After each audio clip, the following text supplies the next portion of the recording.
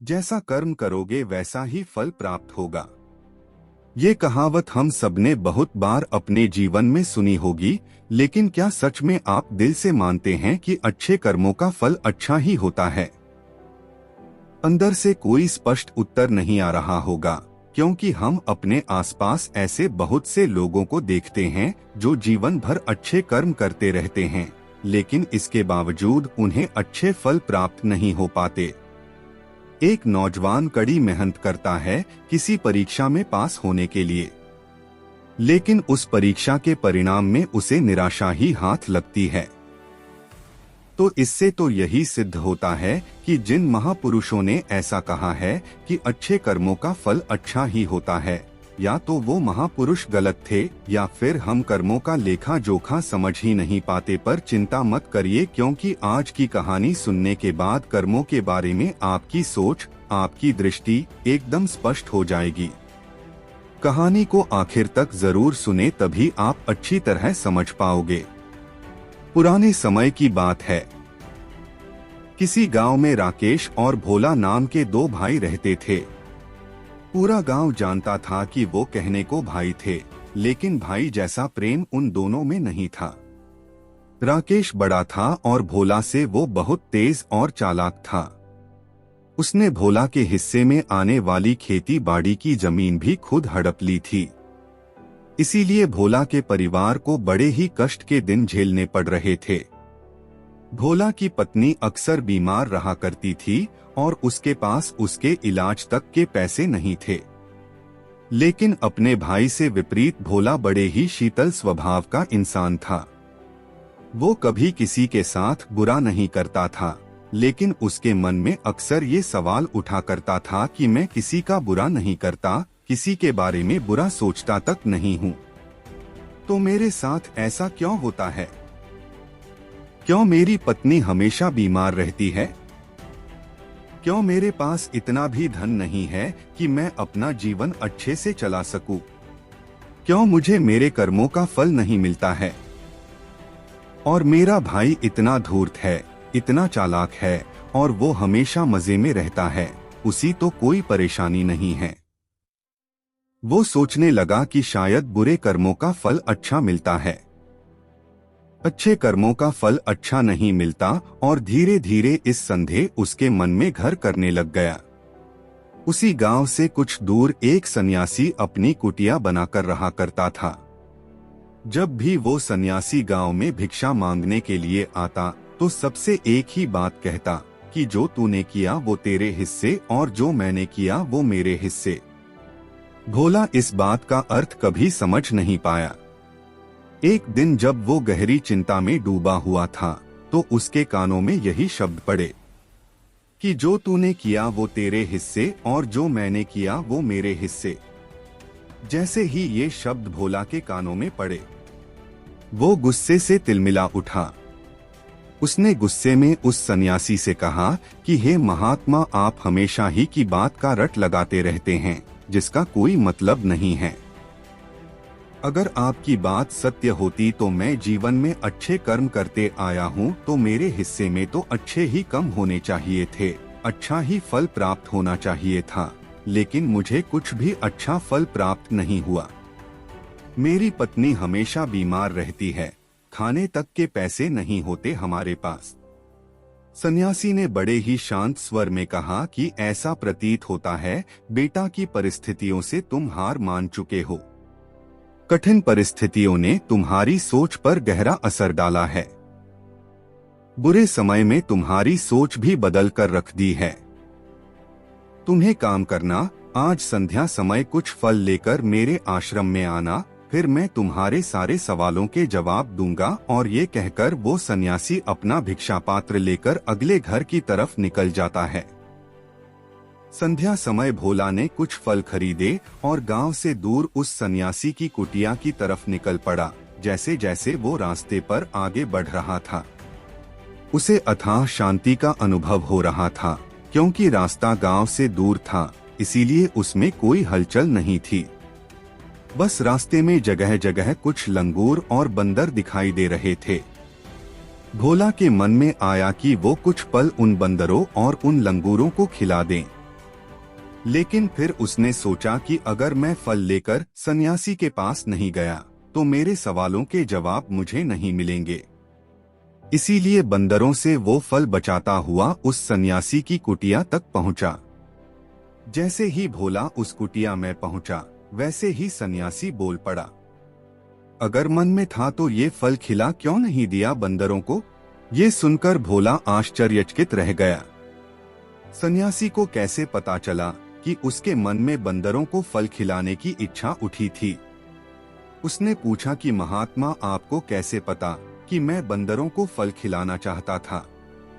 सन्यासी ने बड़े ही शांत स्वर में कहा कि जरूरी यह नहीं है कि मुझे कैसे पता चला, हम तो सन्यासी हैं, सबके मन की बात पढ़ लेते हैं। जरूरी ये बात समझना है कि जिस तरह एक बछड़ा हजारों गायों के बीच अपनी माँ को ढूंढ लेता है, उसी प्रकार कर्म अपनी कर्ता को ढूंढ ही लेता है। ये कर्म मेरे हाथों ही होना लिखा था। और ये कहकर सन्यासी ने उसके हाथ से फल लिए और बंदरों को खिलाना शुरू कर दिए। भोला इस बात का मतलब समझ नहीं पाया, इसीलिए उसने उस सन्यासी से सवाल किया कि महात्मा, मैं आपकी बात का आशय समझ नहीं पाया, कृपया करके मुझे अज्ञानी को इसका मतलब समझाने की अनुकंपा करें। सन्यासी ने बड़े शांत स्वर में कहना शुरू किया कि बेटा, मनुष्य को हमेशा यही लगता है कि वही करने वाला है, वही करता है और वही कर्म करेगा। लेकिन समझने की बात यह होती है कि कर्म आपका खुद चुनाव करता है, आप कर्म का चुनाव नहीं करते। अगर आप किसी कर्म को करने के योग्य है तो हजारों लोगों के बीच में से कर्म आपको अपने आप ढूंढकर निकाल लेगा। इसीलिए योग्य बनने पर ध्यान दो, कर्म करने पर ध्यान मत दो। अगर तुम सिर्फ कर्म करने पर ध्यान दोगे तो कभी योग्य नहीं बन पाओगे। योग्य बनने के लिए जिन कर्मों की आवश्यकता होती है, पहले उन छोटे छोटे कर्मों को करना शुरू करो, और जब तुम योग्य बन जाओगे तो बड़ा कर्म, या कहें कि मुख्य कर्म, या फिर जिस कर्म के लिए तुम बने हुए हो वो कर्म तुम्हारे पास खुद चलकर आएगा। उदाहरण के लिए तुम इन बंदरों को देखो। इन बंदरों ने छोटे छोटे कर्म करके पेड़ों पर चढ़ना सीखा, गुलाटियां लगाना सीखा, और इसी प्रकार छोटे छोटे कर्म करते हुए ये मुझ तक पहुंच गए, और मुझ तक पहुंचने के बाद इनके पास इनका खाना खुद ही पहुंच गया। इसीलिए अपनी रोजमर्रा की जिंदगी में छोटे छोटे कर्म करते हुए अपने आप को योग्य बनाते जाओ, और जब तुम योग्य बन जाओगे तो अपने आप बड़ा लक्ष्य तुम्हें प्राप्त हो जाएगा। सन्यासी ने अगला कथन कहना शुरू किया, जो कि बहुत ही जरूरी था। ध्यान लगाकर सुनना, अगर तुम योग्य बनने के लिए कर्म नहीं करोगे तो दूसरे लोगों के कर्म भी तुम्हें प्रभावित करने लगेंगे। उदाहरण के लिए तुम्हारी पत्नी कई दिनों से बीमार है। तुम अक्सर यही सोचते हो कि मुझे किन कर्मों की सजा मिल रही है, लेकिन समझने की बात ये होती है कि तुम्हारी पत्नी बीमार अपने कर्मों की वजह से है, तुम्हारे कर्मों की वजह से नहीं है। तुम्हारे कर्म तो अच्छे हैं, लेकिन क्या पता तुम्हारी पत्नी के कर्म अतीत में अच्छे ना रहे हों, जिसकी वजह से वो बीमार हो गई हो, और तुम्हारी पत्नी के कर्मों की वजह से तुम्हें भी दुख झेलना पड़ रहा है। और इसी प्रकार बहुत से मनुष्य अपने बच्चों की वजह से, अपने परिवार की वजह से, इन सब की वजह से खुद दुख झेल रहे होते हैं। लेकिन जरा सोचो, अगर तुम योग्य होते तो तुम अपनी पत्नी का खुद इलाज करवा पाते, उसकी बीमारी दूर करवा पाते, और क्या पता अगर तुम योग्य होते तो तुम्हारा किसी दूसरी स्त्री के साथ विवाह हुआ होता जो स्वस्थ होती, लेकिन तुम योग्य नहीं थे, इसीलिए तुम अपनी पत्नी की वजह से खुद दुख झेल रहे हो।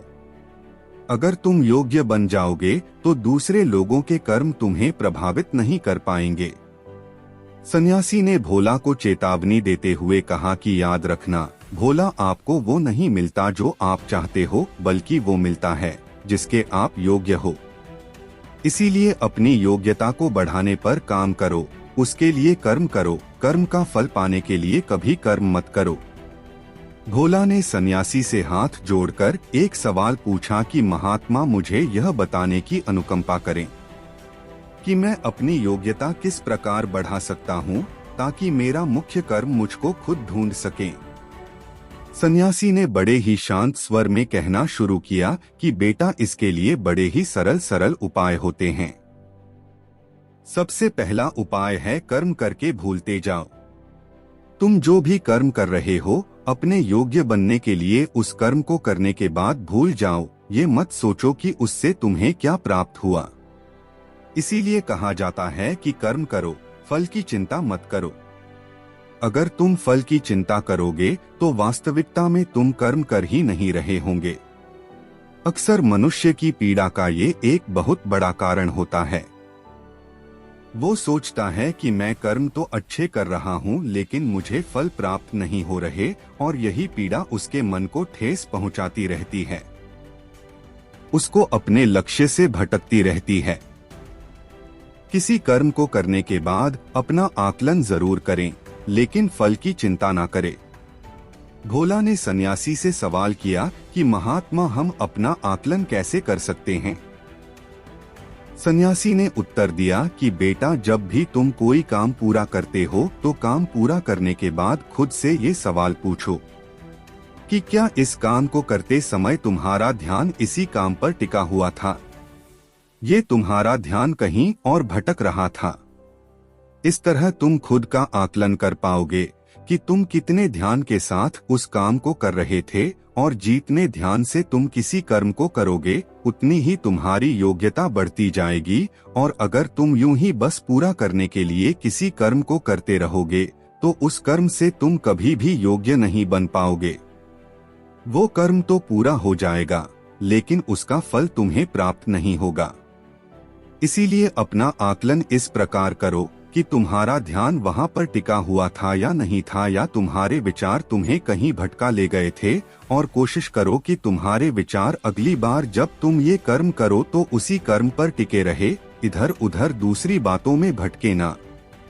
भोला ने इस पर एक सवाल पूछा कि महात्मा, जब भी हम कोई कर्म करते हैं तो हमारा मन विचारों से ग्रस्त हो जाता है, वो तरह तरह की बातें सोचने लगता है, तो हम किस तरह अपने मन को एक ही कर्म पर टिका कर रख सकते हैं? इसके लिए कोई उपाय बताएं।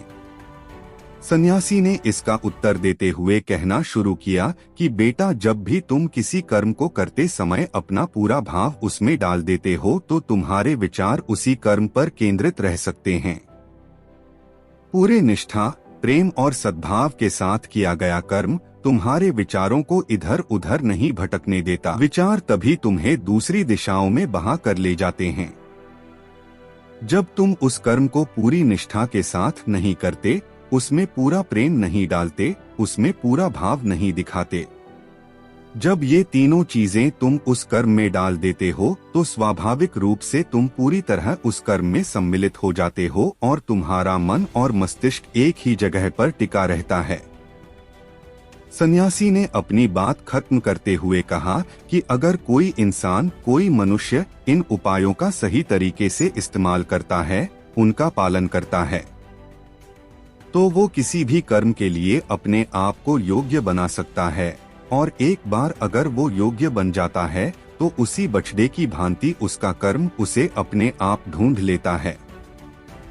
भोला को कुछ फलों के बदले जीवन भर का ज्ञान मिल चुका था, उसे स्पष्टता मिल चुकी थी, उसके सारे मन के सवाल खत्म हो चुके थे। उसने सन्यासी को प्रणाम किया और वहां से अपने घर के लिए निकल पड़ा।